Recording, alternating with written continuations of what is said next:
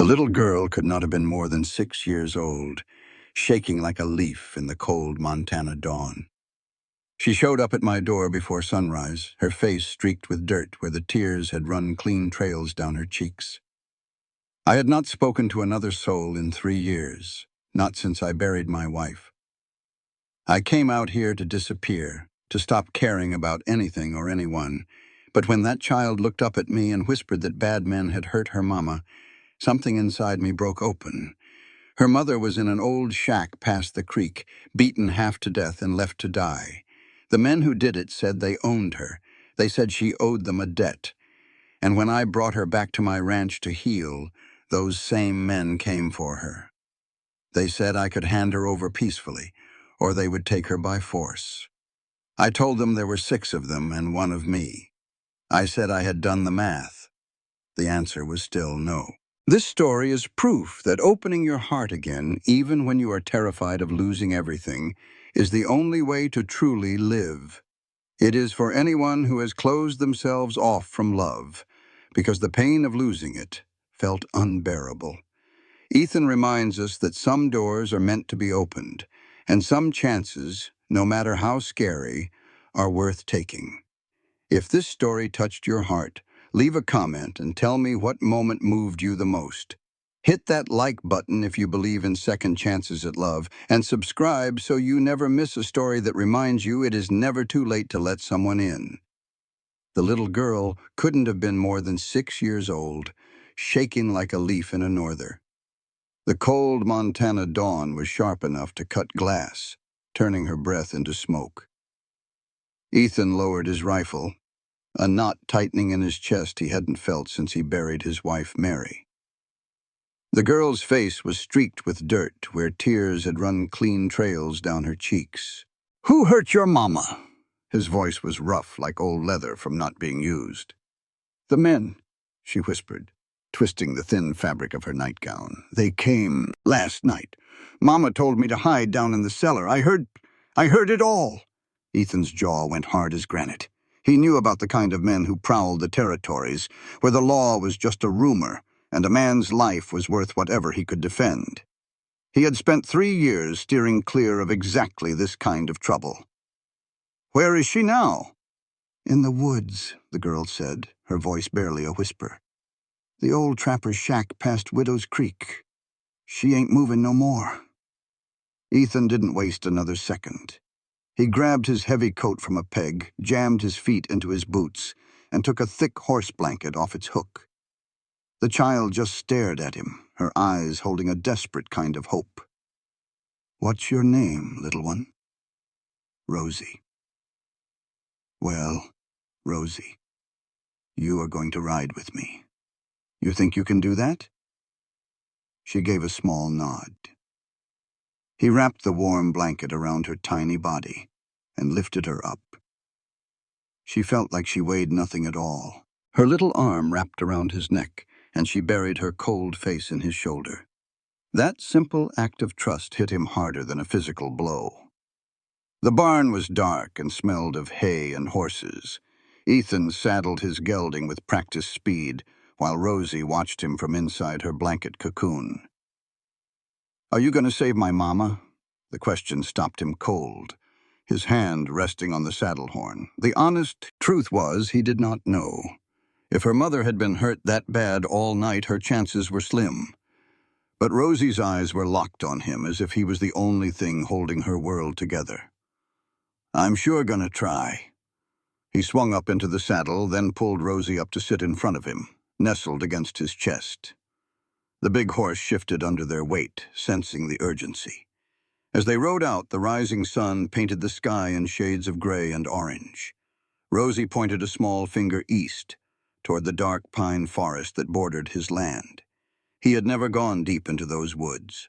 They rode without a word for a time. Ethan could feel the little girl's heart beating fast against his arm. She smelled of wood smoke and fear. And something else, something sweet, like the soap her mama must have used on her hair before their world fell apart. "What is your name, mister?" "Ethan. You live all by yourself." It was not a question. "I do." Don't you get lonely? The question surprised him. Yes, he got lonely. A loneliness so heavy it felt like it could crush him.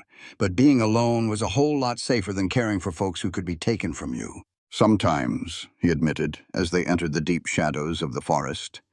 The air turned colder among the tall pines. The horse's hooves made a soft crunching sound on the frosty ground. How much farther? Rosie asked. Not far now. The shack is just on the other side of the creek up ahead. Ethan heard the rushing water of Widow's Creek before he saw it. His horse walked right through the cold, clear stream. On the other side, nearly hidden by the trees, was the remains of an old cabin. The roof was caving in, but a thin ribbon of smoke curled from the chimney. That's it, Rosie whispered. Ethan swung down from the horse and lifted her to the ground. He tied the horse to a branch and walked slowly toward the shack, his hand resting on the pistol at his side. The door hung crookedly. When he pushed it open, the smell of blood and sickness hit him hard. A woman was lying on a pile of old, dusty blankets. She was young, maybe in her late 20s, with dark hair matted with dried blood. Her face was bruised and swollen, and she was breathing in short, shallow gasps. But she was alive. "Mama!" Rosie started to run to her, but Ethan put a gentle hand on her shoulder. "Hold on, little one. Let me look at her first." He knelt beside the woman. Her eyes fluttered open when he touched her. They were brown and filled with terror. She tried to speak, but only coughed, a terrible sound that brought fresh blood to her lips. "Don't you try to talk. My name is Ethan Cole. Your daughter came and got me. I am fixin' to take you back to my place." Fear washed over her face, and she tried to shake her head, wincing in pain. They will come back," she managed to whisper. "You have to go. Leave us." Not a chance. Ethan quickly checked her injuries. He could feel 2, maybe 3 broken ribs. There was a deep cut on her head that had stopped bleeding. She needed a real doctor, but the nearest one was a 2-day ride away. She would never survive the trip. "Rosie, bring me that blanket from my horse." The little girl ran and was back in a flash. Ethan carefully spread it out beside her mother. Then, as gently as he could, he lifted the injured woman onto it. She cried out in pain, and tears streamed from her eyes. "I know it hurts. I'm sorry." He used pine branches and the blanket to make a stretcher, working with the skill of a man used to surviving on his own. The woman, Lena, watched him, trying to decide if he was a friend or another enemy. "You're going to be all right, Miss Hale," he said. "I promise you that." He should not have made a promise like that. Promises were easy to break out here. But something in her eyes demanded it, and something deep inside him had to answer. Getting Lena onto the horse was difficult. She was awake enough to feel every single movement. Ethan finally got her settled in the saddle in front of him, holding her steady with one arm. Rosie sat behind him, her arms wrapped tightly around his waist. The ride back to his ranch felt like it took forever. Lena drifted in and out of consciousness. A couple of times, Ethan had to stop the horse while she coughed up more blood. Each time, Rosie's small hands gripped his coat a little tighter. "Is my mama gonna die?" she asked in a tiny voice. "No," Ethan said with more certainty than he felt. "Your mama is a fighter." The sun was high in the sky when they finally left the dark woods. Ethan's small ranch lay before them, a safe harbor in a wild land. 3 years ago, he had come to this place to disappear from the world. Now he was bringing the world right back to his front door. It just ain't right. No man should leave a woman and her child to die in some rundown shack.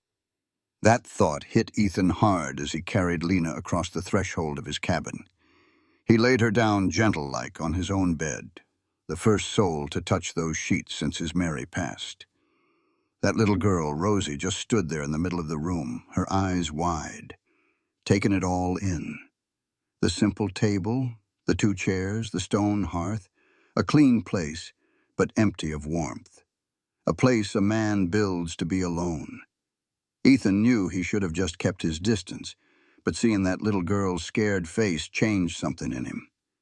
This story is about a man who thought he'd closed his heart for good, only to find some troubles are worth taking on. It's a reminder that sometimes the right thing to do is the hardest thing to do. So you gotta ask yourself, when trouble comes knocking, do you shut the door or do you stand your ground? When he asked the little one if she was hungry, she just nodded, looking like she hadn't seen a decent meal in days. He built up the fire, put on some coffee, and fried up salt pork with yesterday's cornbread. The little girl ate like she was famished. "When did you eat last?" he asked, trying to sound casual. "Yesterday morning," she said. "Mama made Johnny cakes." He watched her, feeling a powerful need to keep her safe from whatever was out there. Later, she looked him square in the eye. "Are the bad men going to come here?" Ethan didn't flinch. He owed her the truth. "They might." "What'll you do?" she asked with a simple trust that hit him right in the gut. He glanced at the rifle over the fireplace. "I'll keep you and your mama safe." For the next 3 days, Ethan played nurse. He cleaned Lena's wounds, spooned broth into her mouth, and sat with her through the feverish nights. Little Rosie became his shadow, following him around and asking a million questions about the ranch. And dang if he didn't find himself answering every single one, getting used to the company. On the 4th day, Lena's eyes opened and they were clear. Ethan was fixing a bridle by the bed. "You're still here," she whispered. "Well, it's my house," he said, keeping his voice low. "I meant you didn't leave us." She just looked at him for a long spell, trying to figure him out, trying to see if his kindness had a price. He could feel her wondering if she'd just traded one bad spot for another. "Rosie said you promised I wouldn't die." "And you didn't," he replied. A small smile touched her lips. "Thank you." Those 2 words settled things between them. Ethan just nodded and went back to his work. But he knew she was watching him, with a big question she wasn't quite ready to ask. In the days that followed, Lena got stronger. The bruises on her face started to fade, but he saw the fear that lingered in her eyes. She'd jump at any sudden noise, her gaze always flicking toward the door. The outside was healing, but the inside, well, that would take a whole lot longer. One night, after Rosie was asleep by the fire, he finally asked, "Tell me what happened." Lena's hands tightened on her quilt. But then she started talking, her voice quiet but steady. She told him about her husband Thomas and their dream of building a life out here. Then he died 2 years back, and she'd been scraping by ever since. "Then these men," she said, her voice dropping, "they own the land the shack is on. They said I owed them rent." Ethan's jaw set hard. He knew the kind of men she was talking about. "They said there were other ways I could pay," she whispered. When she refused, they beat her and left her for dead. "I can work," she said, her voice breaking. "I can earn my keep, but I can't go back. They'll come looking." "Let 'em come," Ethan said, the words coming out like cold steel. He'd come out here to get away from trouble, but he'd be damned if he'd turn his back on this. "You don't understand," she started, but he cut her off. "I understand just fine," he said, leaning forward. "This is my land, and as long as you're under my roof, nobody lays a hand on you or that little girl. That's the end of it." Tears welled up in Lena's eyes, but this time they weren't from pain. They were from relief. "Why?" she asked, the same question as that first day. His answer was the same too. "Because it's the right thing to do." The next morning, the first snow of the season began to fall. Rosie pressed her face against the window, laughing with delight. For the first time, Ethan's cabin didn't feel empty. It was filled with the sound of Rosie's laughter and Lena's quiet humming as she mended a shirt. He'd thought he wanted to be alone, that keeping folks at a distance would keep the hurt away. But standing there with the snow falling outside, he realized he hadn't been living. He'd just been surviving. This, right here, this felt like living, felt like... That night, Lena sat across the table from him. She looked stronger, the woman she was before the world tried to break her. "I've been thinking," she said. "Winter's coming. We can't stay here forever. We're a burden." "You're not," he said flatly. "I need a plan," she insisted. Maybe I can find work in Redemption Falls come spring." "And what about those men?" Ethan asked. Her silence was all the answer he needed. "You're safe here," he told her, "for as long as you need." "People will talk," she warned. "Let 'em," he said with a shrug. "Haven't cared what people think for 3 years now. I ain't about to start." A real smile finally reached her eyes, and in that quiet moment they both knew they weren't just two strangers under one roof anymore. They were something close to a family, and they'd face whatever was coming, together. That little smile was the first genuine one he had seen from her. "Well, you are one stubborn man, Ethan Cole. I have heard that before." They sat there in a comfortable silence, drinking their coffee as the fire died down. Outside, the snow was coming down thick and fast, wrapping the world in a quiet white blanket. Inside, Ethan felt a sense of peace settle over him. It was a feeling he had not known since Mary passed away. He had no idea what tomorrow would bring. He did not know if Lena's troubles would follow her here, or how long she and Rosie would be his guests. But right now, his house finally felt like a home again. And for the moment, that was plenty. By morning, the gentle snowfall had become a full-blown blizzard. Ethan woke up to a changed world. Snow was piled high against the barn, and the wind howled from the mountains. He got dressed in the dark, moving quietly, and went out to see to the animals. The cold was a shock to his system. He pushed through the deep snow, his breath turning to ice in the air. After checking on the cattle and breaking the ice on their water trough, he finally headed back inside, stomping the snow off his boots. Lena was already up, standing by the stove. The wonderful smell of bacon cooking filled the small cabin. She turned as he came in, and for a moment they shared a look. It felt both unfamiliar and perfectly natural. "You should not be up doing all this," he told her, taking off his heavy coat. "You need your rest." "I am not a helpless patient," she replied, flipping the bacon like a pro. "Besides, you cannot do everything around here on your own." Just then Rosie peeked out from behind the curtain he had put up for them. Her hair was a mess from sleep, but her eyes were shining. "It snowed." "It sure did, little one." After they had breakfast, Ethan let her go outside to play. He watched them eat together. He saw the way Lena carefully cut Rosie's food into small bites and listened to the little girl chatter on about the snow.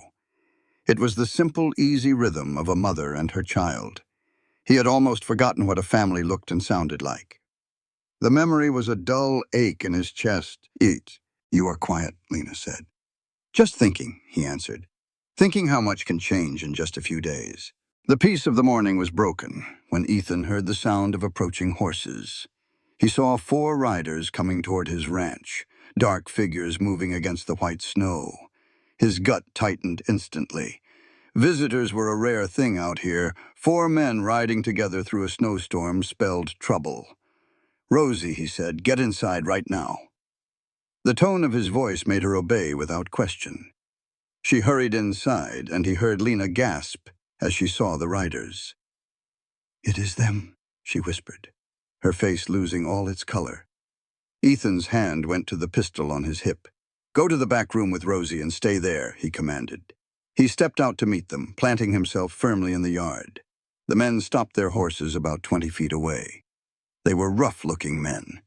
The man in the lead, who called himself Dutch Carver, looked at Ethan with pure contempt. "You are Ethan Cole?" "I am. I own the land down by the creek. You have something of mine." "I do not think so," Ethan replied calmly. Carver's smile was cold. "The woman, Lena, she is on my land, which means she answers to me. I am here to take her back." "She is not on your land," Ethan stated plainly. "She is on mine." Carver leaned forward. "See, the way I see it, she owes me money. I have a legal right to get what is mine." "Your rights do not apply here." Ethan's voice was steady but had a dangerous edge to it. "This is my property, and the lady is under my protection. I suggest you and your men turn around and leave." One of the other men laughed. "Your protection, old man? There are 4 of us and 1 of you." "I have already done the math," Ethan said. "The answer is the same. You need to go." Carver's face hardened. "I do not think you understand. That woman broke a deal. Out here, that means something. You can give her to us peacefully or we can take her. It is your choice." Ethan's hand rested on his pistol, ready. "No deal gives a man the right to beat a woman. Whatever debt she had, you settled it with your fists. Now get off my land." The air was thick with tension. He could feel his own heart pounding. He had avoided trouble for 3 years, but some things you just have to face. Some lines have to be drawn. "You are making a big mistake," Carver said in a low voice. "Not my first one." For a long moment, no one moved. Then Carver turned his horse, and the others followed. "This is not over, Cole." "Yes, it is," Ethan said. "Do not come back." He stood there until they were gone from sight. His hand was trembling when he finally let go of his pistol. He felt cold and shaky now that it was over. Lena was standing in the doorway, her face pale with fear. "I am so sorry," she said, her voice trembling. "I never should have brought this trouble to your door." "You did not bring it," he said. "They did." He went inside to check on Rosie. The little girl was hiding in the back room, her eyes wide with fear. "Are the bad men gone?" she asked. "They are gone." He hugged her tight. "I was scared." "I know," he said softly.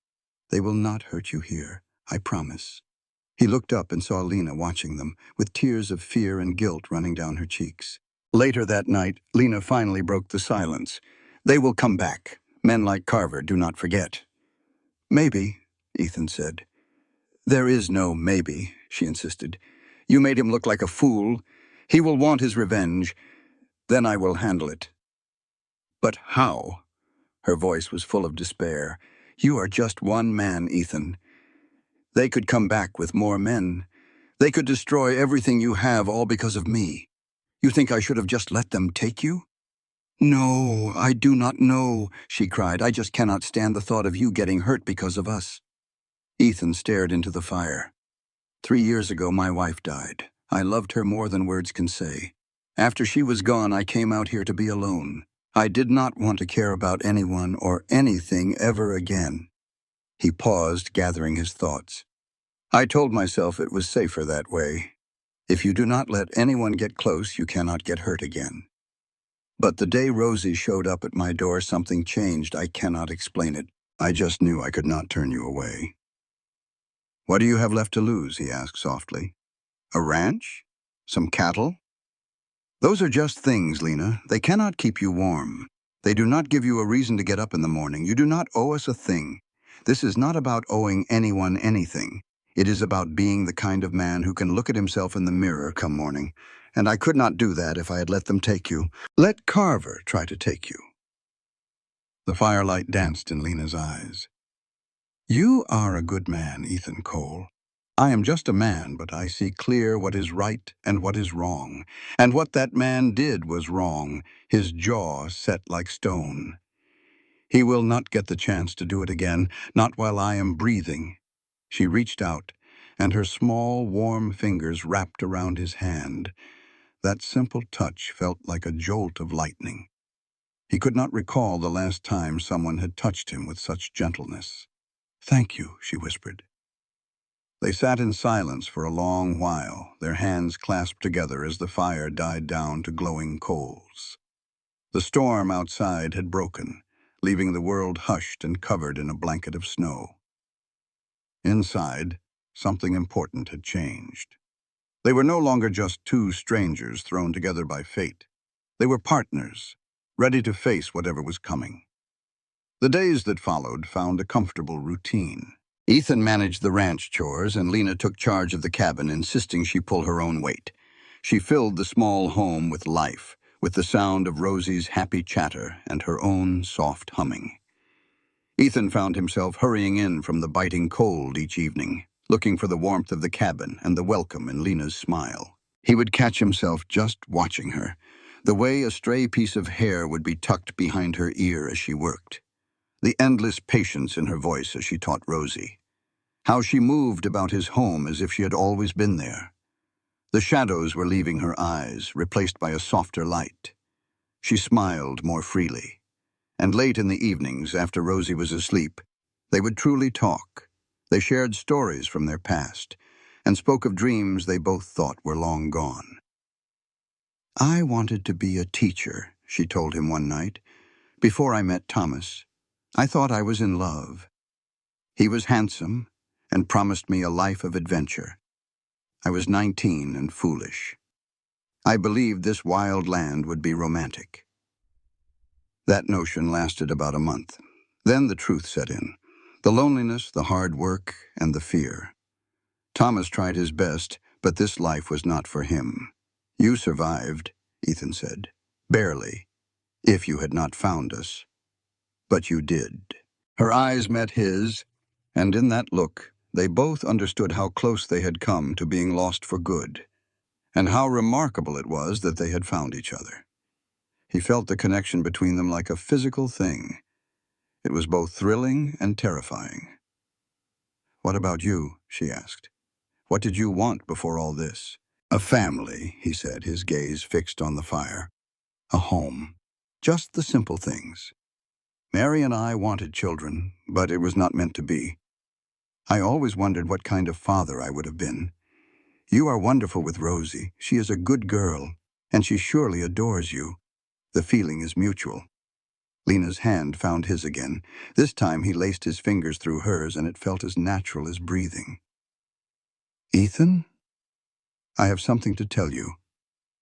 He looked up at the seriousness in her voice. "I am not leaving. Not in the spring. Not ever. Unless you ask us to go." She took a shaky breath. "I know it is not simple, but Rosie is happy here. And for the first time in years, I feel safe.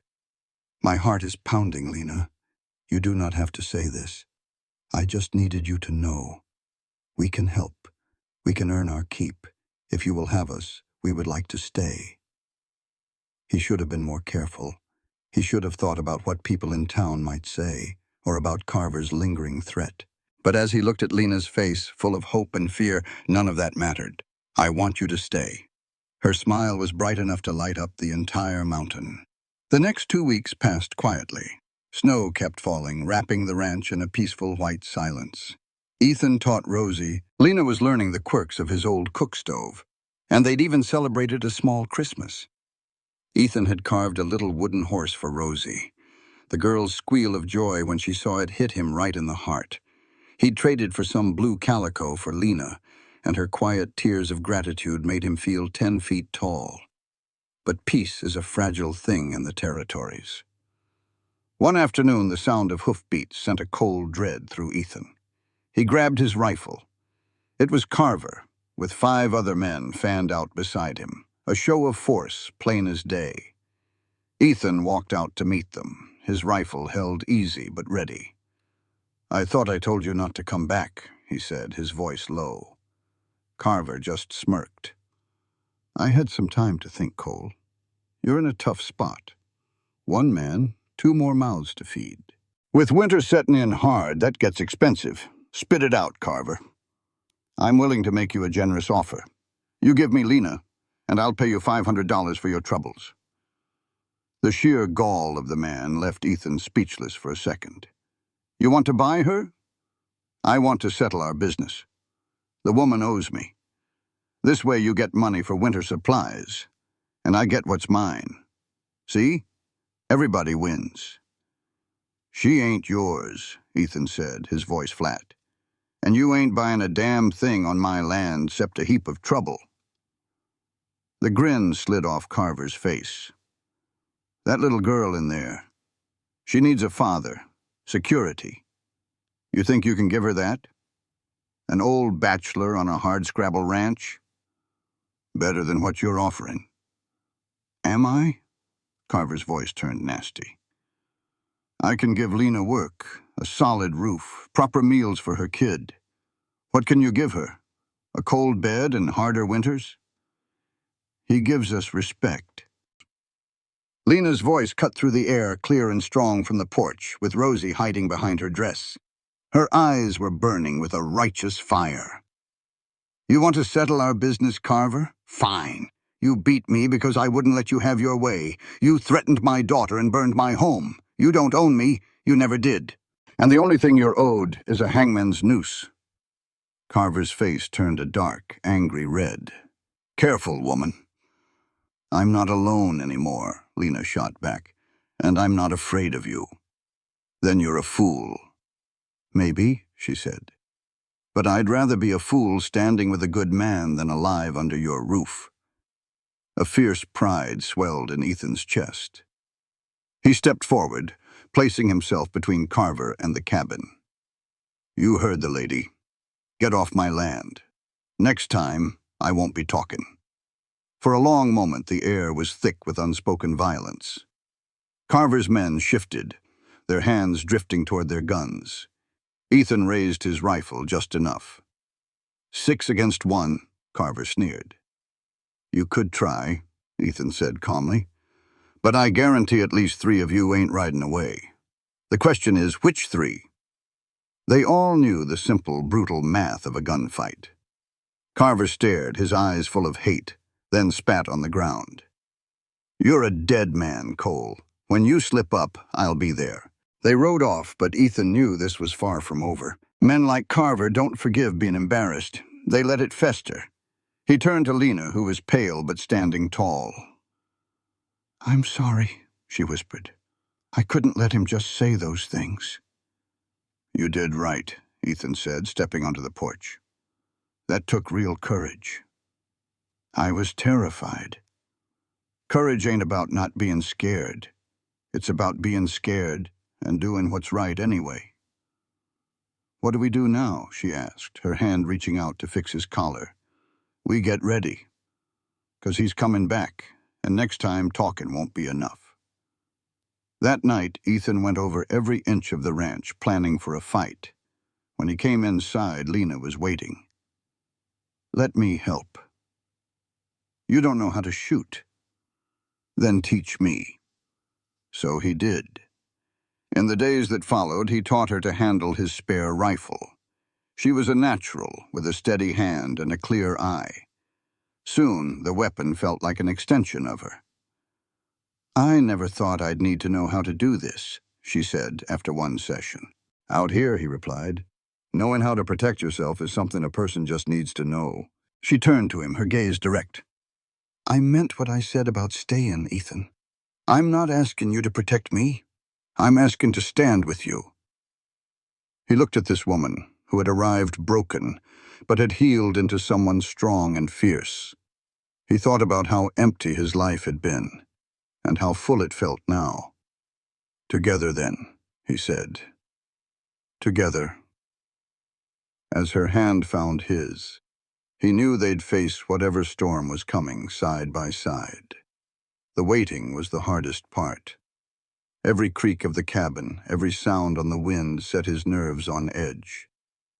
January bit down hard, freezing his breath to his beard during chores. But the hard work kept his mind occupied. Little Rosie, bless her heart, seemed untouched by the tension.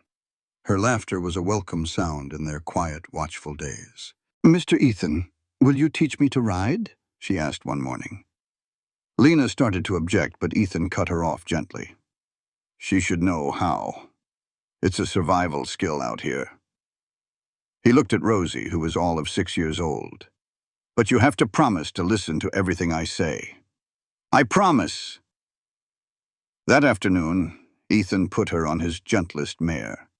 The little girl's eyes went wide, a mix of fear and pure joy. "Easy now," he said softly. "Just feel how she moves. Go with her." Lena watched from the fence, her knuckles white.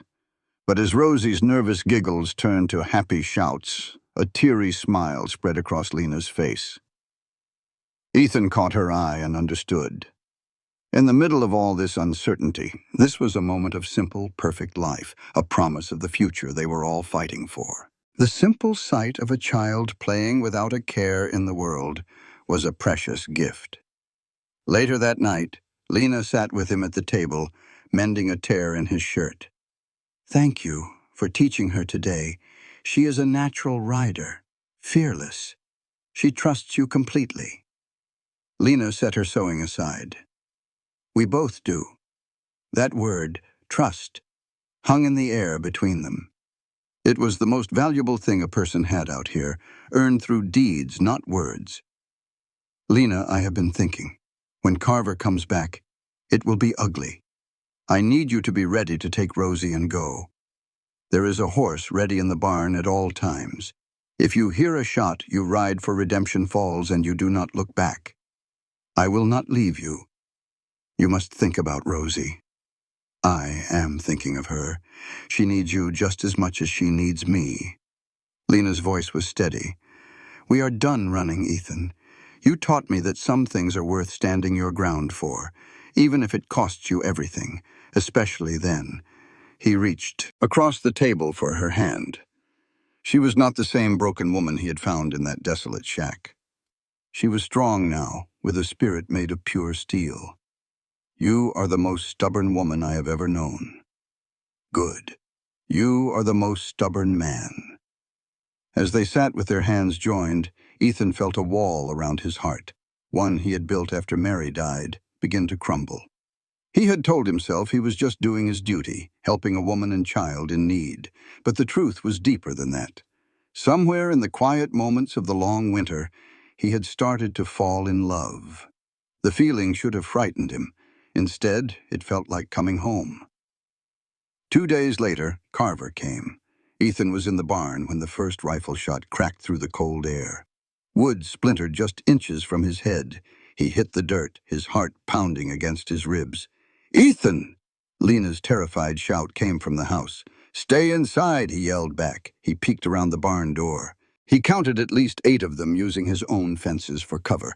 Carver was on his horse, set back from the fight, directing his men. Another shot kicked. It is a terrible thing to see a good man pushed too far, to see him outnumbered and fighting for folks who can't fight for themselves.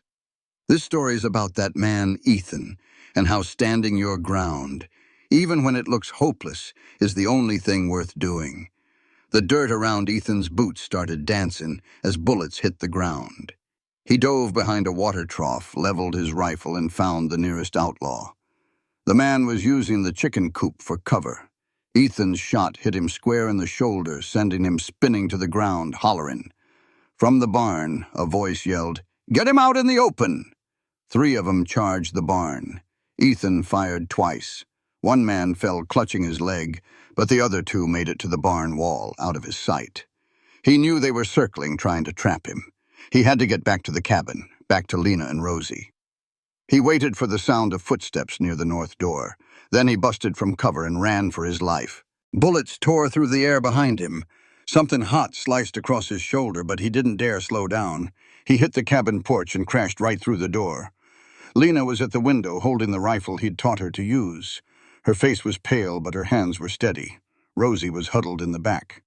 "How many of them are there?" Lena asked. 8, maybe more, Ethan said, throwing the heavy bar across the door. "They're trying to surround us. We'll just have to hold them off as long as we can," Ethan said. He moved to the front window, knocked out the glass with his rifle, and gave himself a clear line of sight. Lena did the same thing on the other side of the room. Carver's men had spread out, taking cover where they could. Ethan counted 6 still standing, with Carver watching from a safe distance. "Listen to me," Ethan said, his eyes fixed on the yard. "If they get through that door, you take Rosie out the back window and run for the trees. Don't you argue with me." "I promise," she said. The shooting started up again, hard and fast. Bullets punched through the cabin walls, sending wood splinters flying everywhere. Ethan fired back slow and steady, making every shot count. He dropped another man, watching him fall.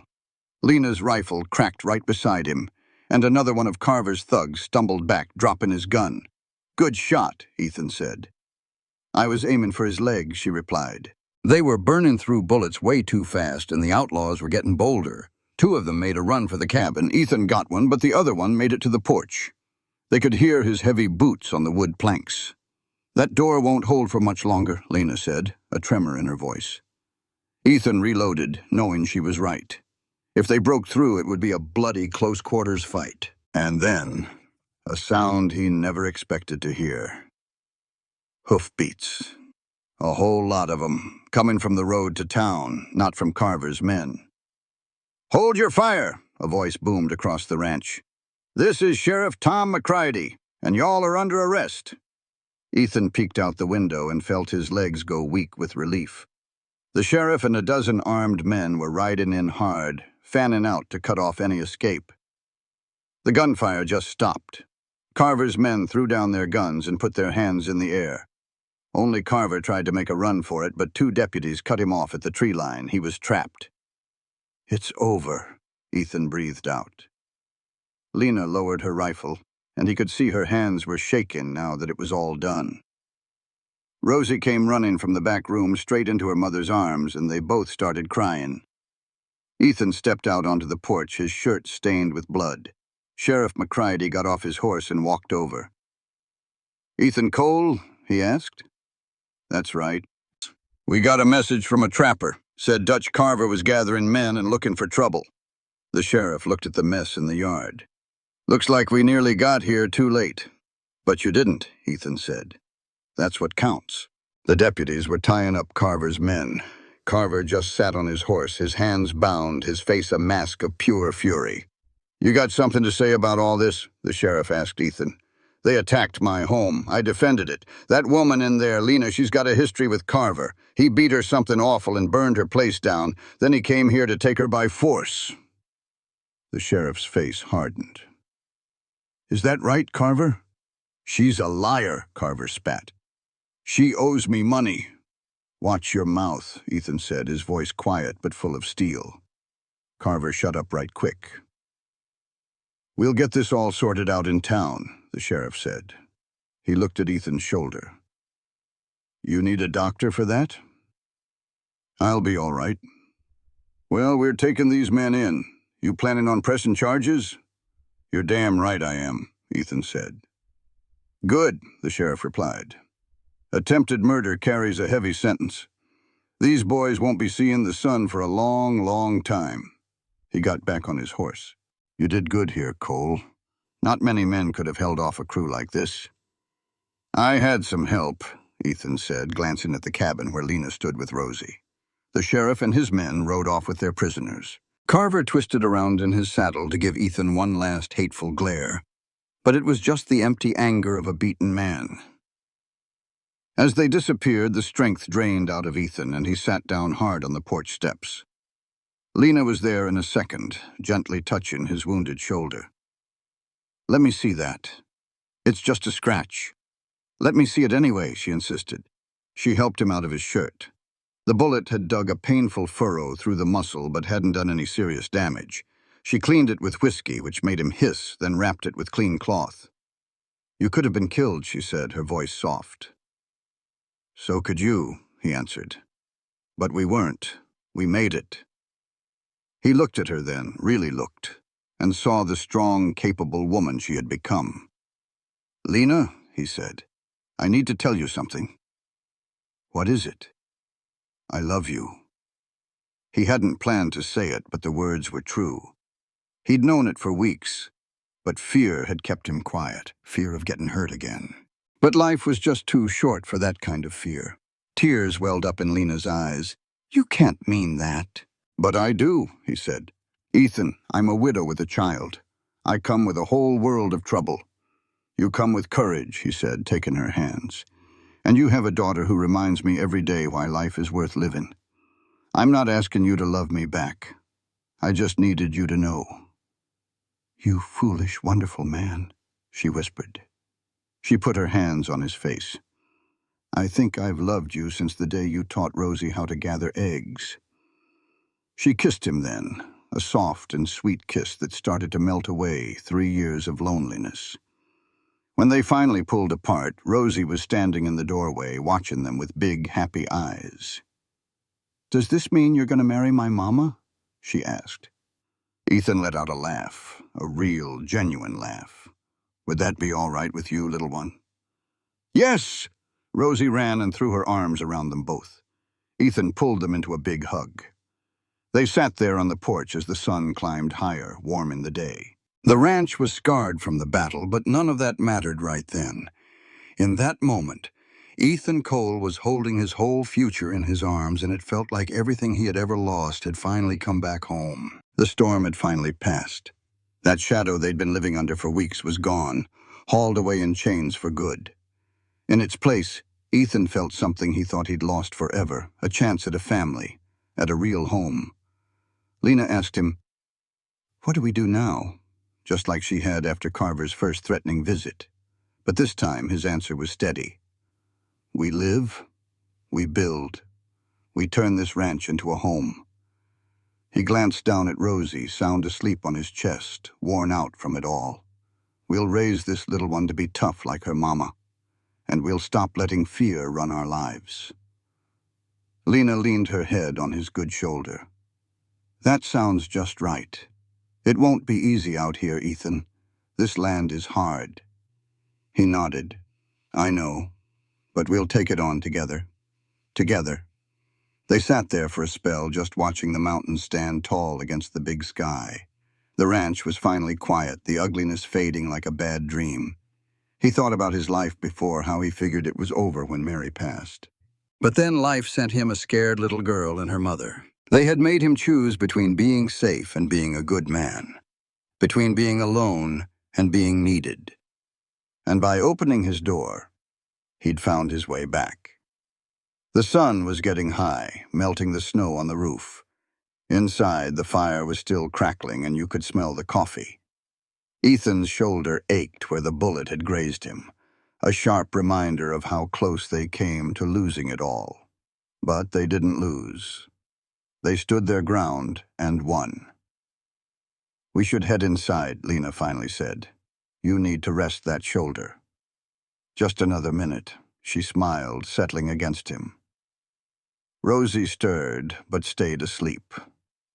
He'd never had kids of his own, figured that chapter was closed. But here was this little girl trusting him so completely. It made his throat tight. He reckoned family wasn't always about blood. Sometimes it was about who you chose, who you built a life with from all the broken parts. Lena's voice was quiet. "Ethan, when you said you loved me, did you mean it? Every last word." "I'm not an easy person to love." He shifted to look her square in the eye. "You're brave and you're kind. You're the strongest woman I've ever known. You make me want to be a better man." "That's not complicated," he said. "That's everything." Fresh tears rolled down her cheeks. "I don't know why I deserved you." "You deserved to be safe, Lena. You both did. You didn't just rescue us, Ethan. You found us." He saw what she meant. He'd given them a roof and a gun, but Lena had done the real work. She was the one who found her grit, who stood at that window with a rifle in her hands to fight for her own future. That wasn't being saved. That was her own strength.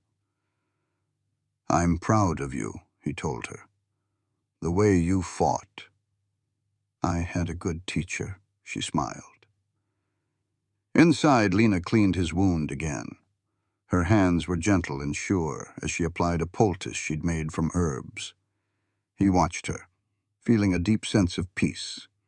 This was partnership. Someone to share the work and the quiet times, making the hard days easier and the good days sweeter. "All done," she said, tying the bandage. "Now try not to get shot again." "I'll do my best." Rosie was awake, playing with her little carved horse, working through the day's chaos in her own way. Kids sure were tough, Ethan thought. They bend where grown-ups break. That night, they ate beans and cornbread and talked about the future. They talked about planting a garden and maybe getting a milk cow. They talked like folks who knew they had a tomorrow to look forward to. Later, by the fire, Lena spoke up. "When all this settles down, people are going to talk. A woman living with a man she ain't married to. Let 'em talk." "I'm serious, Ethan. It could cause you trouble." "Then we'll get married." She froze, looking at him. "What?" "Marry me, Lena. Let's make this real. We hardly know each other. I know what matters. I know you're strong and you love that little girl more than life itself. I know you can shoot straight and your cooking beats mine any day." He took her hands in his. "And I know I want to spend the rest of my days learning all the rest." He paused. "I love you. When I picture my future, you and Rosie are standing right there in it. A tear slipped down her cheek, but she was smiling. Yes, yes, I'll marry you, you impossible man. She was laughing and crying all at once. 1,000 times, yes. He pulled her close while the fire popped and the wind howled outside. Tomorrow they would start patching the bullet holes and ride to town. They would start building their life, but for tonight, they just held on, thankful to be alive and together in this tough, beautiful country. Up above, the stars kept their watch, and on a little ranch in Montana, 3 lost souls started to become a family. The next morning was clear and cold. Ethan woke up and saw Lena at the window holding a coffee cup. The early light shone in her hair, and he just watched her for a moment, hardly believing she'd said yes. "You're staring," she said, not even turning around. "Can't help it," he smiled. "How's the shoulder?" she asked, handing him the coffee. "Sore, but I'll live." He stretched and winced. "I need to go check on the cattle. All that shooting probably scared them clear to next week." "I'll help.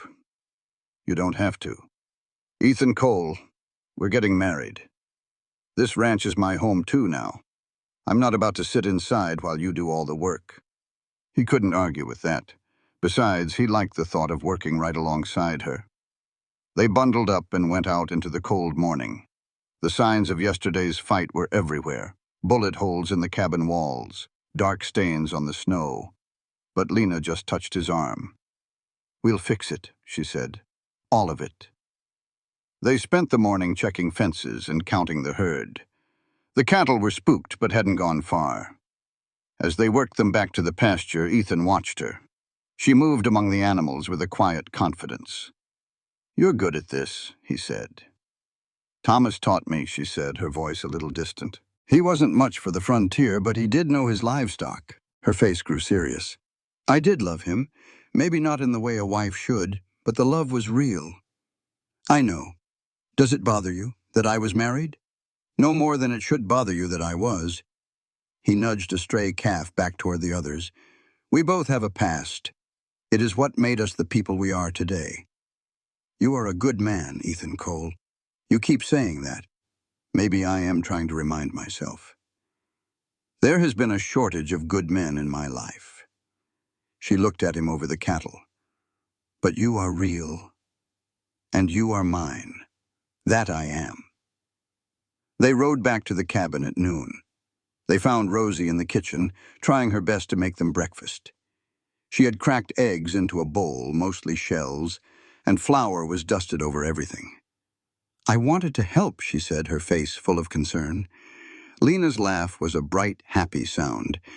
"You are a big help, sweetheart. Come on, let us finish this up together." Ethan just watched them, a mother teaching her daughter a simple, timeless task. The sight filled a hollow place in his chest with a happiness he thought he had lost forever. This was what he had missed most after Mary passed. Not just her, but the chance for these quiet moments that turn a house into a real home. After they ate, he went out to saddle 2 horses. "We need to ride to Redemption Falls," he said. "It is time we told the sheriff our story." It is a hard thing trying to build a life when the whole town has got you figured all wrong. Ethan knew folks were whispering, but he would not let their judgment stop him from doing what was right. He looked at Lena and said, "We are going to see the preacher." Her eyes went wide. "About the wedding?" she asked, a little nervous. "Unless you are having second thoughts." "Never," he said. "But Ethan, we do not have to rush." He shook his head. "I have waited 3 years to feel this way. I am not waiting anymore. Besides, the sooner we are hitched, the sooner the talk dies down." He helped her onto the horse, settling little Rosie in front of her. The long ride to Redemption Falls felt like a parade, with every eye in town fixed on them. They saw a man with his arm in a sling, a woman marked by trouble, and a sweet little girl caught in the middle. Ethan did not care one bit. Let them stare. Sheriff McCready was expecting them. "Figured I would see you all today," he said, pushing aside a mountain of paperwork. "Let's get this official." For the next hour, they laid out the whole ugly story, from Carver's attack to the showdown at the ranch. The sheriff wrote it all down. his face grim. Macready looked straight at Lena. "Are you ready to say all this in court? Carver's lawyer will try to drag your name through the mud." Lena's chin came up. "I have faced worse than words." The sheriff nodded, a small smile on his face. "I reckon you have. Do not you worry. Carver is not going anywhere." He gave Ethan a look. "You are a lucky fellow, Cole. That shoulder will heal." Ethan knew he was right. They found Reverend Potter outside the church, working in his garden. He was a kind-faced man who already knew about their troubles. "Glad to see y'all are safe," he said. "Thank you, Reverend," Ethan started, taking Lena's hand. "We came for another reason. We would like to get married." The preacher's eyebrows shot up in a pleasant surprise. "Well, now, that is fine news. How long have y'all known each other?" Lena answered, "About 6 weeks," with a little steel in her voice. The preacher just nodded. "And you are both sure this is God's plan for you?" "We are," they said together. "Then I would be honored," the preacher smiled. "How soon were you thinking?" "As soon as possible." "Well, I can do it this Saturday. That is just 4 days away." It was perfect. They planned a simple ceremony, nothing fancy. Just the three of them, a few witnesses, and a promise. As they walked away from the church, little Rosie pulled on Ethan's sleeve. "Mr. Ethan," she asked, "when you marry my mama, can I call you Papa?" The question hit him right in the heart. He knelt down to her. "Would you like to do that?" She nodded shyly. "My first papa is gone. I think I would like a new one." His throat closed up. "I would like that more than anything." Rosie threw her little arms around his neck, and Ethan held her tight as Lena cried happy tears. He knew people were watching, their whispers following them down the street. But none of that mattered. This little girl had chosen him. On their way out of town, they stopped at the general store for supplies. Lena wanted some new fabric for a wedding dress. The woman behind the counter, Mrs. Hendress, looked at them like they were something she had scraped off her boot. "Have you ever felt the sting of a whole town's judgment?" That's exactly where Ethan and Lena found themselves, standing in the general store with folks looking sideways at them. Mrs. Hendricks, the store owner, had a face so sour it could curdle milk. "Heard you've been keeping company with a woman of a certain reputation," she said, her voice sharp. Ethan's tone dropped low and steady. "You best watch how you speak. That's my fiancée." The woman just scoffed. "Convenient, ain't it? A woman with a child but no ring shows up, and suddenly you're engaged." "Well, this story is about choosing your own family and telling the gossips to go kick rocks." When they finally left, Lena was shaking with righteous anger. But Ethan just helped her onto her horse and said, "In 4 days, you'll be my wife." And their words won't mean a thing. Those next 4 days flew by in a flurry of hope. Lena sewed herself a simple blue wedding dress, the color of a clear Texas sky. Ethan worked on the cabin, fixing the bullet holes and trying to settle the butterflies in his own stomach. He'd been married once before, but this felt different. This was a second chance he never thought he'd get.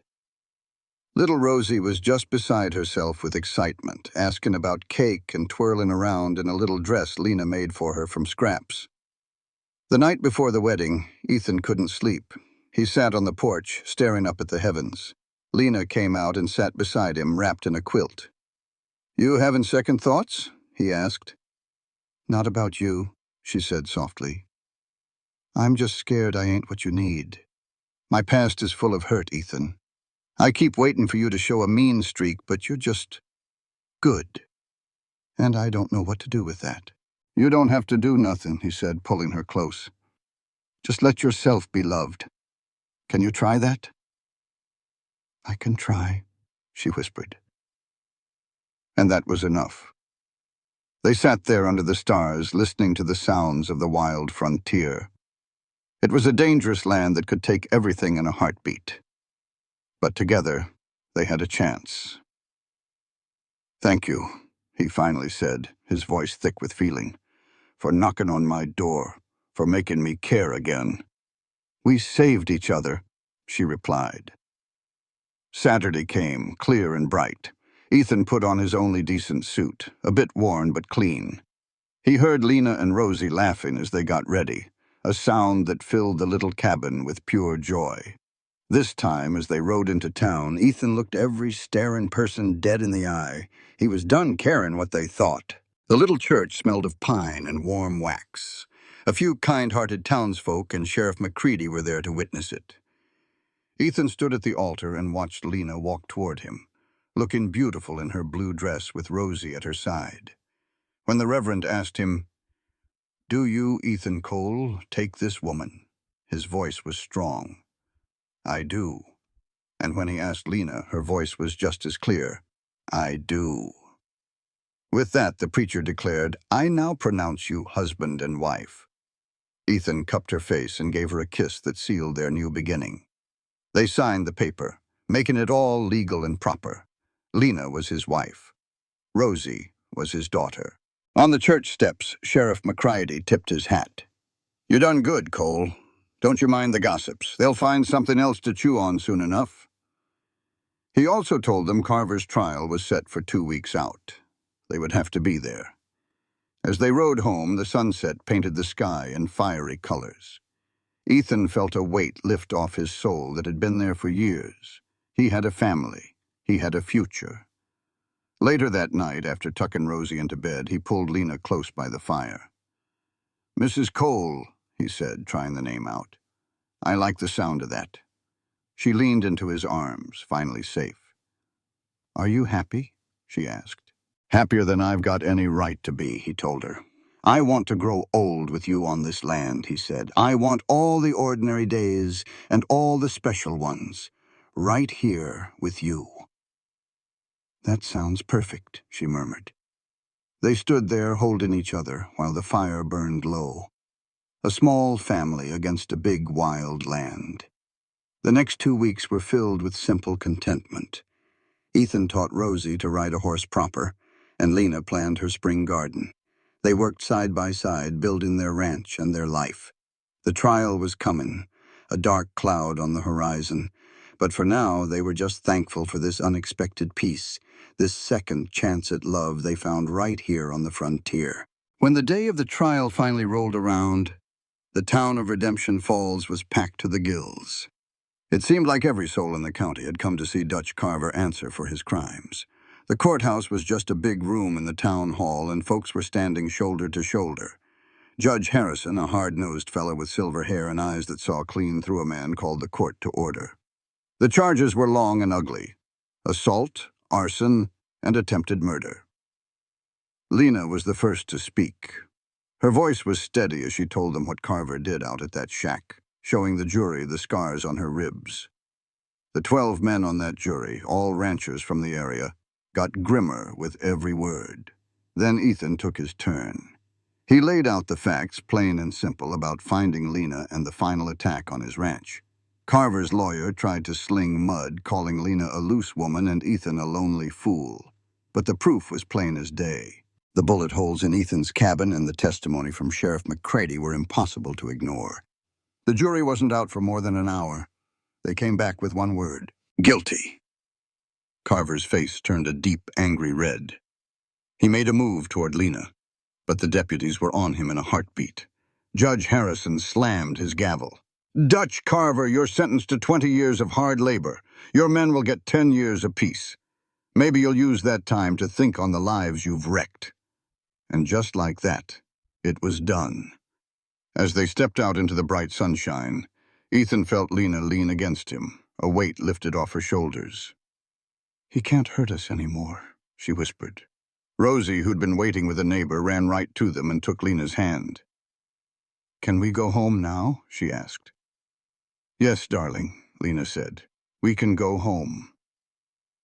They rode back to the ranch as the sun set, painting the mountains in shades of purple.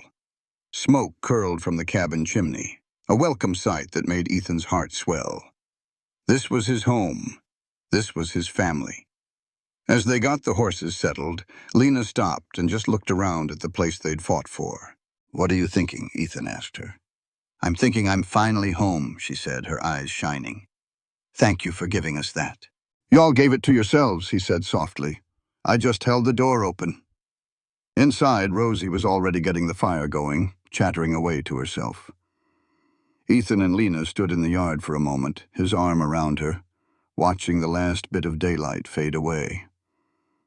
"So, what now?" Lena asked, but her voice wasn't filled with fear this time, just hope. "We live," Ethan answered simply.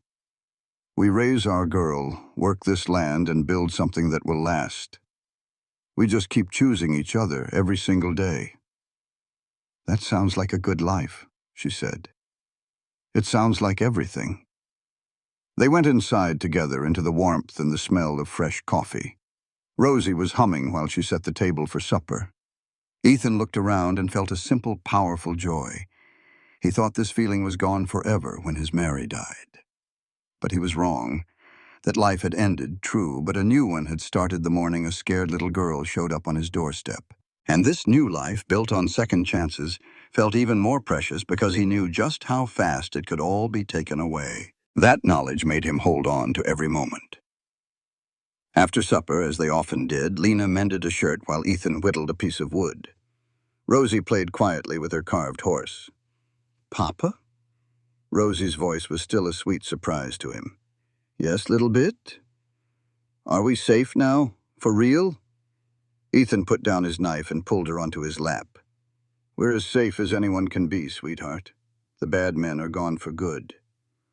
But what if other bad men come?" "Then we'll face them," he said. "That's what a family does. We protect our own." She snuggled up against his chest, and he looked over her head at Lena. He saw the same peace he felt reflected right back at him. They had walked through fire and come out stronger on the other side. Spring came to Montana like a long-awaited friend. The snow melted, the creeks ran full and cold, and the pastures turned a deep, rich green. For the first time in years, Ethan's work felt like he was building a future, not just trying to survive. Lena made that cabin a real home. She planted a garden, sewed curtains, and filled the shelves with preserves.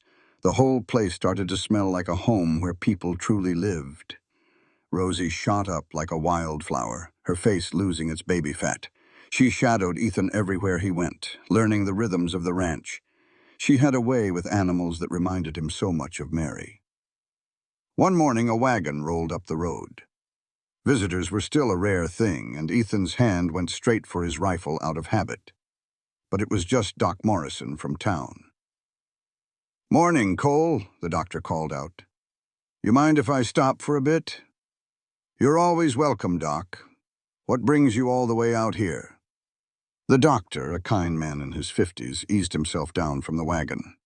"Just wanted to check on that shoulder of yours, make sure it healed up right." They went inside, and Lena looked up from her bread dough, surprised. "Dr. Morrison, is everything all right?"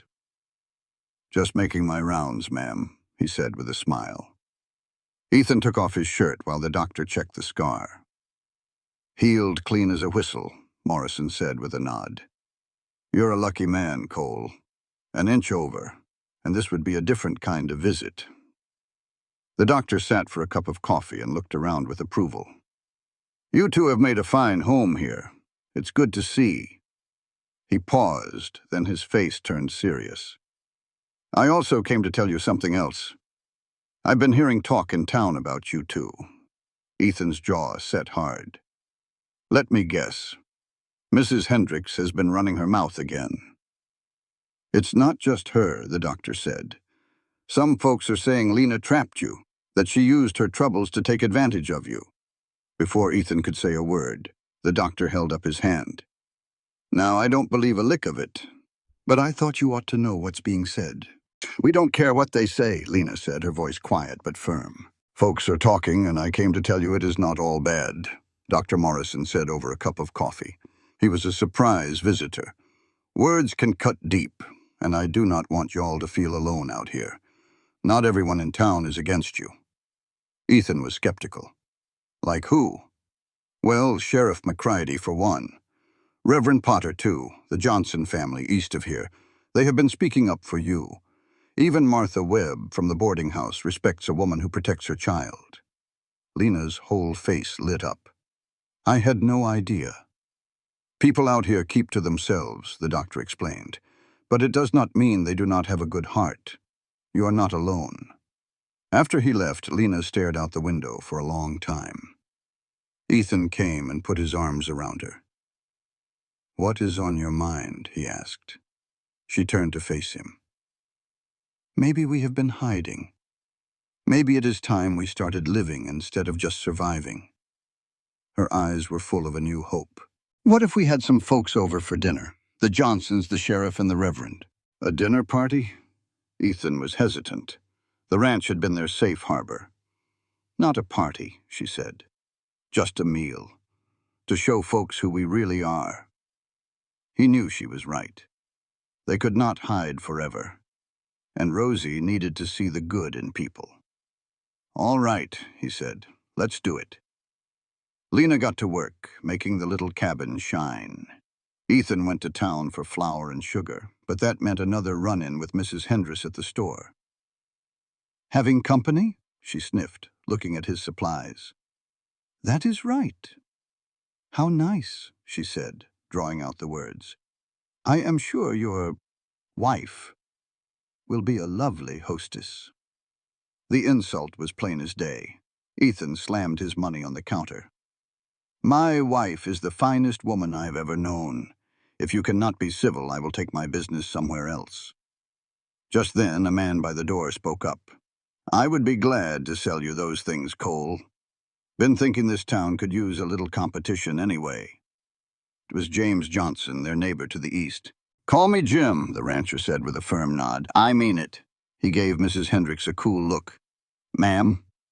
The storekeeper's face turned beet red as she finished the sale without another word. Outside, Jim clapped Ethan on the shoulder. "Heard about your dinner on Saturday.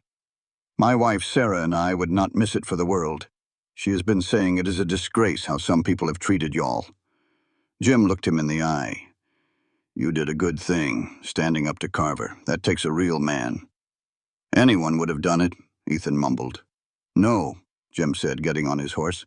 "A good man does that. There is a difference. See you Saturday. And do not you mind folks like her. Their hearts are small, and they cannot stand to see other people find happiness." On the ride home, Jim's words echoed in Ethan's mind. He had been so busy fighting off danger, he forgot that real courage is about living your life out in the open.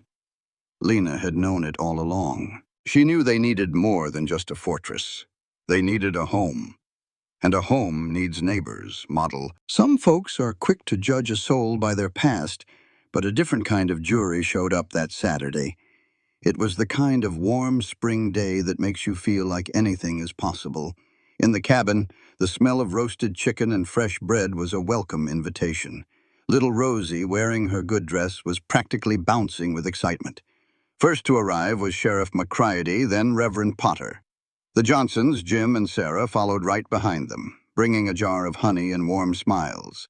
They all squeezed around Ethan's small table, passing dishes and sharing stories.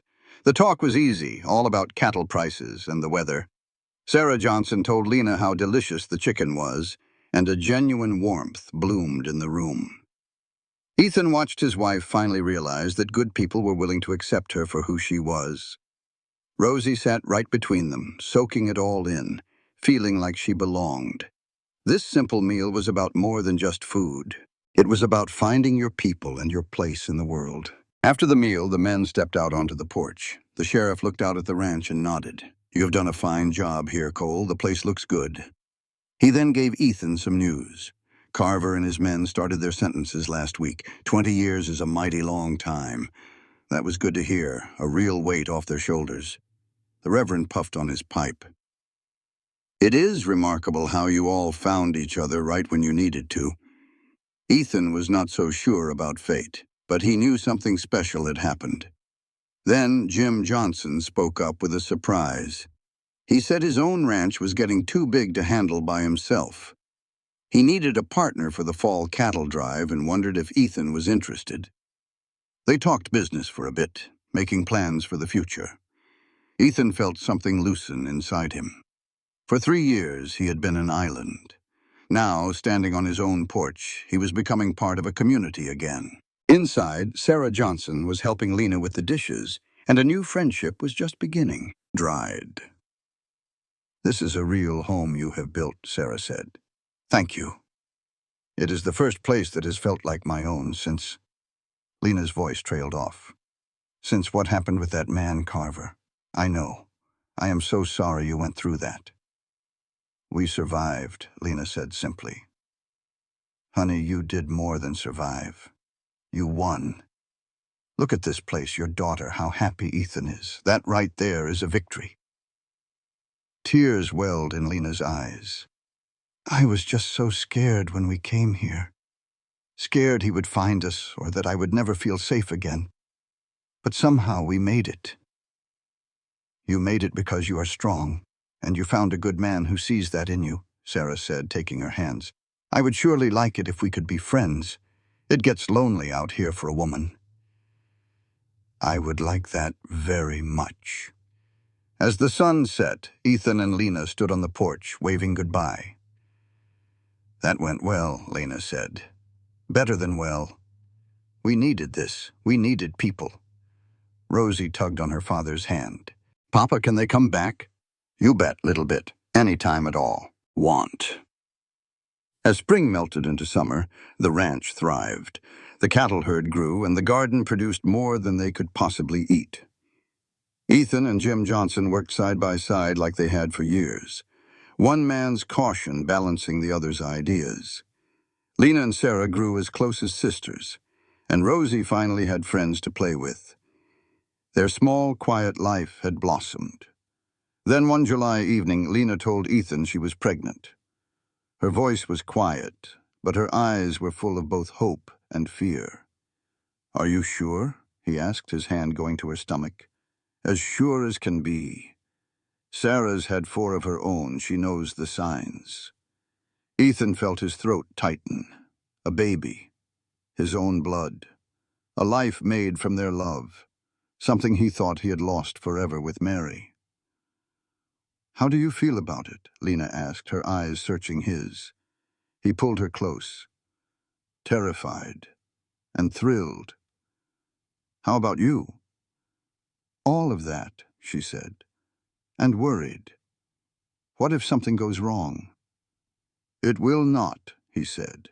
"You are the strongest woman I know, and this time you are not alone." They told Rosie at breakfast the next morning. Her eyes got big as saucers. "A real baby?" Lena smiled and said, "That is right, honey. You are going to be a big sister." Rosie decided she wanted a sister to share secrets with. The summer and fall passed with Lena's belly growing round. Ethan could not help but rest his hand on it, feeling the miracle inside. He spent his evenings building a fine pinewood cradle while Lena and a helpful Rosie sewed tiny blankets. That fall, the cattle drive brought in enough money to secure their future. As Ethan rode home, he planned to build a bigger cabin, a real home for his growing family. Then, with the first snow of November, the baby decided it was time. Ethan paced nervously while Lena labored. When that first cry rang out, strong and loud, Ethan nearly fell over with relief. The doctor called out, "You have a healthy son, Cole." Ethan went in, his legs trembling. Lena was tired but glowing, holding a small bundle. She showed him a tiny, perfect face with waving fists. Ethan's heart felt like it would burst when the baby's little hand grabbed his thumb.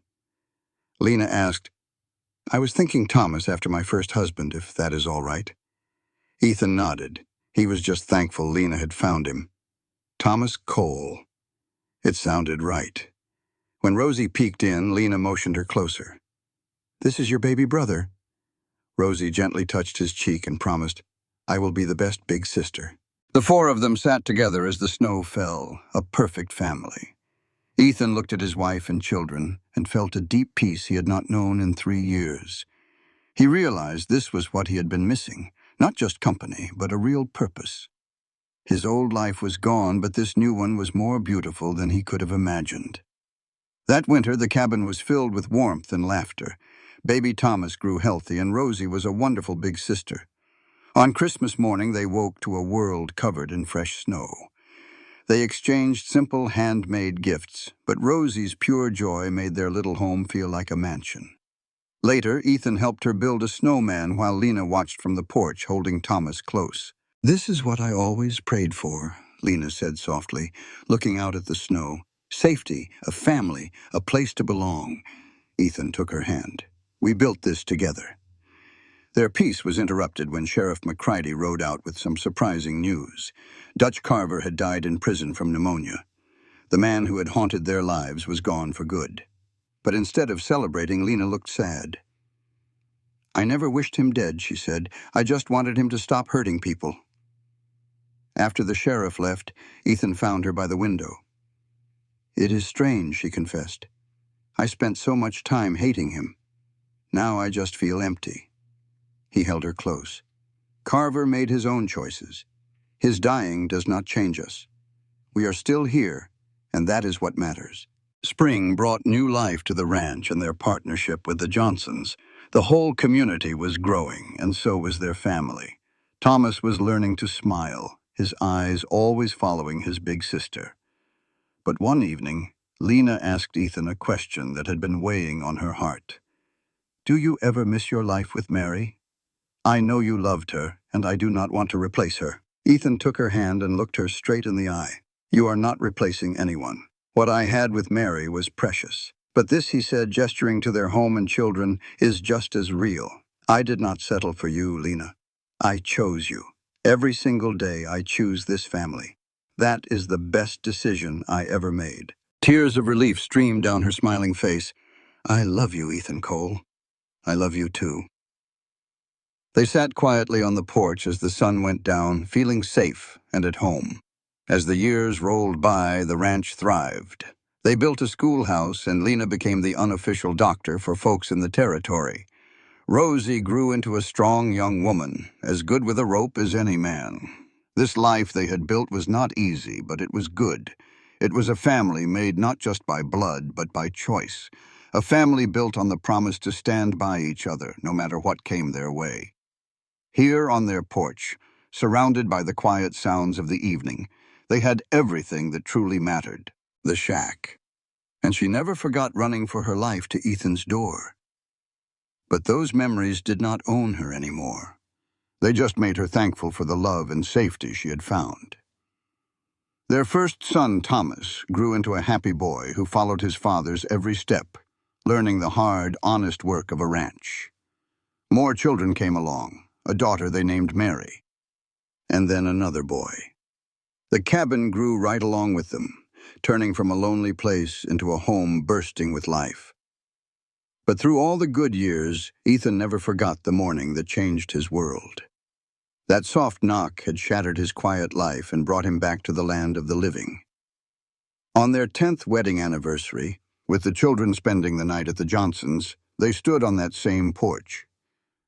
"Can you believe it has been 10 years?" Lena asked, resting her head on his shoulder. "Feels like yesterday and a lifetime all at once." "It does somehow," Ethan agreed. He thought about everything packed into those 10 years. They had faced droughts, hard winters, and losses, but they had always faced them together. "Do you have any regrets?" he asked quietly. "Only that I did not find you sooner." "We found each other right when we were meant to," she said. "You think it was fate?" he asked. "I think when Rosie knocked on my door that morning, I had a choice," Ethan replied. "I could have sent you away and stayed in my safe, lonely world, but I did not. I opened the door, and that changed everything. I am so glad you did." "Me too." Standing in the dark, he felt 10 years of love and partnership settle around him like a warm blanket. This connection was what he had been missing. Lena and Rosie gave him his life back. In return, he gave them a home where they could finally be safe. It was more than enough. It was everything. Corral, the fields, and the mountains against the night sky. This was the life he had built from broken pieces. This was home. It all started with that knock at dawn from a terrified child. That single choice saved 3 people. He had thought his story was over when Mary died. He was wrong. That was only the end of a chapter. The real story, the one that truly mattered, began when a little girl whispered for help. He chose to step into their fear, and in doing so, he found his way back to life. As they stepped into the warm cabin, he pulled Lena close. "Thank you," he whispered. "For what?" "For knocking on my door. For trusting me. For giving me a reason to live again." "You gave us the same thing," she said softly. "We saved each other." And that, Ethan thought as he closed the door, was the truest thing ever spoken. They had saved each other. It was not a rescue, it was a partnership. It was their combined strength that saw them through. The fire crackled in the hearth, filling the room with a warm glow. Tomorrow would bring its own challenges, but tonight there was only peace. The knock that broke his silence had led to this, to family, to a love that would last a lifetime. Standing in the cabin where he was once so alone, he understood that some doors are meant to be opened. Some chances, no matter how scary, are worth taking. He had taken that chance, and it had made all the difference in the world. This content was carefully researched, developed, and manually edited by our team to deliver meaningful stories with valuable life lessons. Every narrative is crafted to entertain, inspire, and empower our audience. We believe that great stories can change lives, and we are committed to bringing you content that matters. Thank you for being part of our community.